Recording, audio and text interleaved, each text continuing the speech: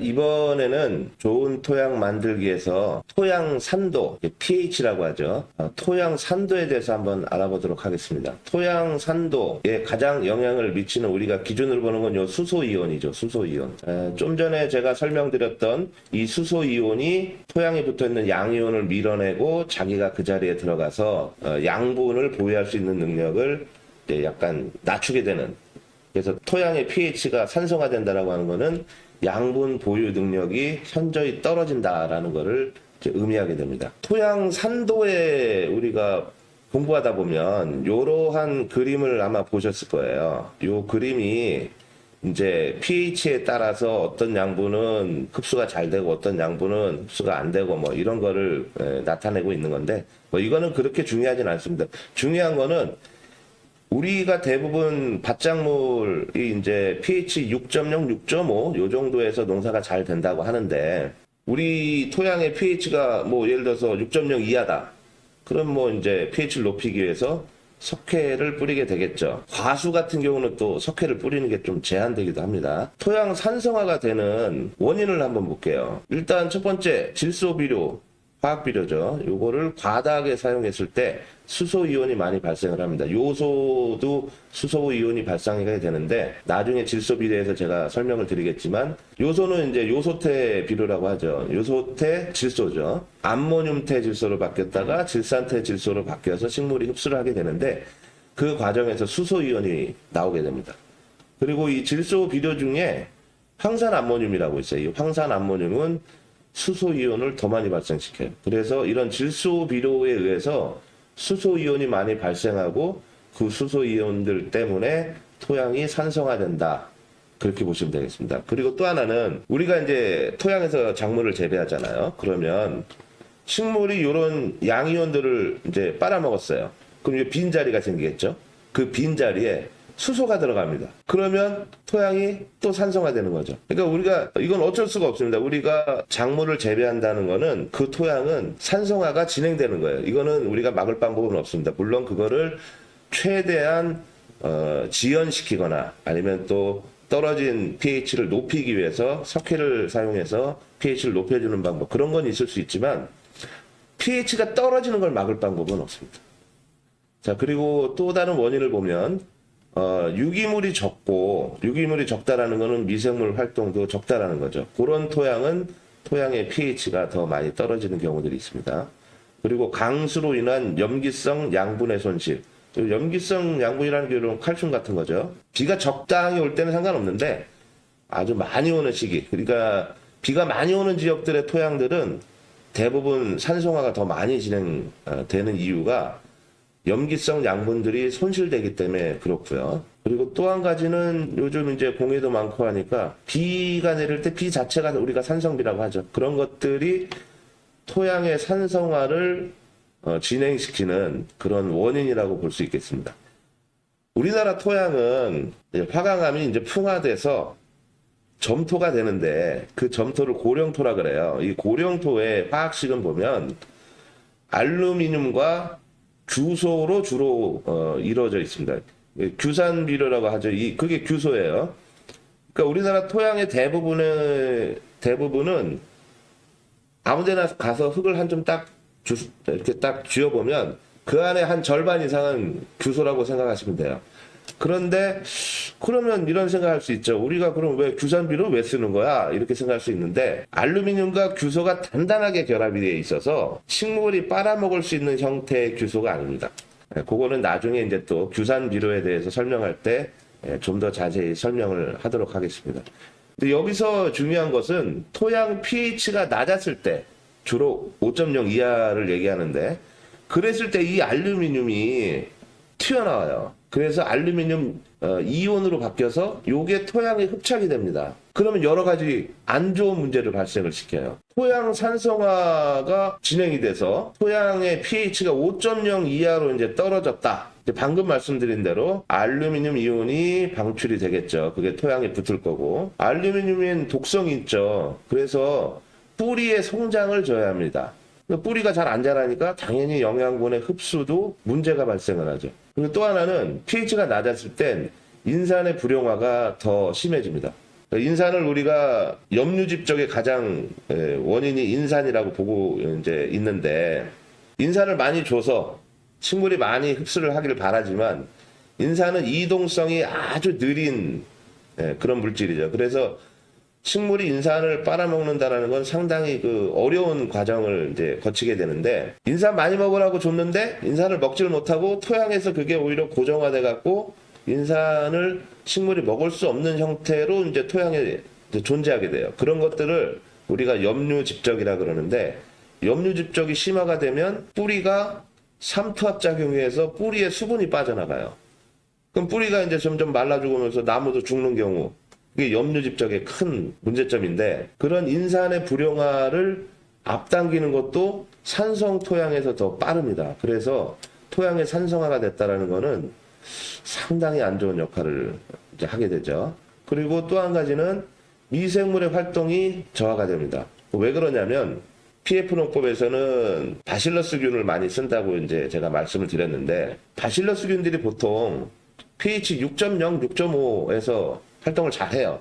근데 pH가 5.0 이하로 떨어졌다. 그럼 활동을 잘 못하죠. 그런 것 때문에 미생물의 활동이 이제 좀 저하가 되는데, 미생물 활동이 저하가 되면 당연히 유기물 분해도 저하가 되겠죠. 그러니까 유기물이 빨리빨리 분해가 돼서 무기양분으로 바뀌어서 작물이 흡수해야 되는데 이제 그런 것들이 좀 늦어지게 되죠. 그리고 양분의 용탈이 심화가 됐다라고 했는데, 이거는 이제 좀 전에도 말씀드렸지만 산성 토양에서 있는 이 수소 이온들이 토양에 붙어 있는 양이온을 밀어내고 그 자리에 붙게 되니까 양분이 용탈된다라는 거죠. 이러한 여러 가지 문제점이 있습니다. 그래서 산성화된 토양에서는 농사가 잘 안 되는 거죠. 예를 한번 볼게요. 요 그림을 보면, 요 그림은 레드양입니다. 레드양. 제주도에 저희 농장이 있는데 올해 제주도 레드양이 열과가 심해갖고 많이 깨졌어요. 많은 농가들이 열과가 발생을 했는데, 심한 곳은 막 8, 90% 거의 농사가 안 됐다고 봐야겠죠. 올해 좀 심각한 문제가 있었는데, 열과가 왜 났을까를 이제 여러 가지 원인에서 농가분들이 이제 판단을 하고 뭘 어떻게 하면 좋을까 이런 것들을 많이 하는데, 열과의 기본적인 거는 일단 뭐 첫 번째 물 관리, 그 다음에 온도 변화, 뭐 이런 것들이 이제 생각할 수 있지만, 또 하나 우리가 생각해 볼 수 있는 게 잔뿌리가 많이 있다. 그럴 땐 열과가 잘 안 나요. 그런데 이제 토양 산성화하고 한번 결합시켜 볼게요. 토양이 산성화되면 알루미늄 이온이 탁 나와서 그게 이제 뿌리에 나쁜 영향을 줘서 잔뿌리가 형성이 잘 안 된다고 제가 말씀드렸잖아요. 알루미늄 독성 때문에 그러는데, 요거를 어느 정도 해결한다 그러면 잔뿌리가 형성이 더 잘 되겠죠. 그리고 우리가 알다시피 유기물과 미생물이 많은 토양은 잔뿌리가 아무래도 더 많이 날 수밖에 없겠죠. 실제로 저희 제주도의 우리 농장에서는 토양 그러니까 양분을 보유할 수 있는 능력이 가장 높은, 제가 설명드렸었죠. 그 부식산을 여기 농장에다가 많이 뿌려놨어요. 보통 이제 한 100평당 3포대 이상씩을 해마다 뿌리고 있는데, 이렇게 뿌리고 우리 그 단비 미생물, 바실러스균 위주로 구성된 요 미생물을 한 달에 2번씩 배양을 해서 집어넣습니다. 그러다 보니까 우리 농장에는 뿌리가 어마어마하게 뻗어 있어요. 또 잔뿌리가 많은 거죠. 그리고 그러다 보니까 양분 보유 능력도 좋고, 이 미생물에 의해서 인산이 가용화되고 알루미늄 독성도 중화가 돼요. 그래서 올해 저희 농장에서는 열과가 거의 나지 않았습니다. 물론 열과가 하나도 없다는 그건 말이 안 되는 거고요. 이 원래 레드향이 귤의 특성상 열과가 좀 나게 돼 있는데, 거의 아마 제가 봤을 때는 한 5%도 안 된 것 같습니다, 열과가. 그래서 저희 농장에서는 열과가 별로 없이 대과를 수확을 해서 판매하는 데 큰 문제가 없었는데, 뭐 다른 농가들은 이번에 상당히 어려움을 겪었습니다. 그래서 우리가 토양의 산성화를 막아주는 방법이 이제 필요한데, 뭐 막는다기보단 지연하는 거죠. 그리고 너무 심했을 때는 우리가 석회를 사용해서 pH를 높여야겠죠. 자, 석회를 사용한다면, 여기 제가 고토석회, 소석회 써놨는데 생석회를 쓰기도 하죠.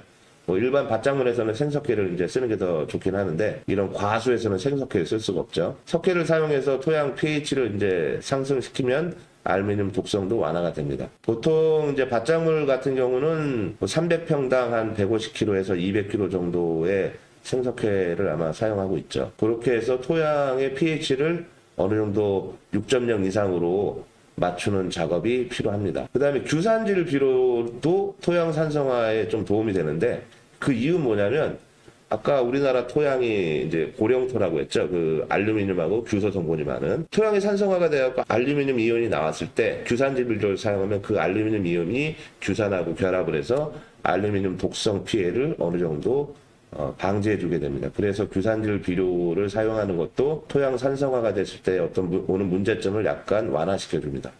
그리고 이렇게 이제 빨갛게 쓴 요 두 개가 중요한데요. 산성화된 토양에서도 농사가 됩니다. 자, 제주도 이 농장, 여기뿐만이 아니라 제주도의 대부분의 감귤 농장의 토양 pH는 4.0에서 5.0입니다.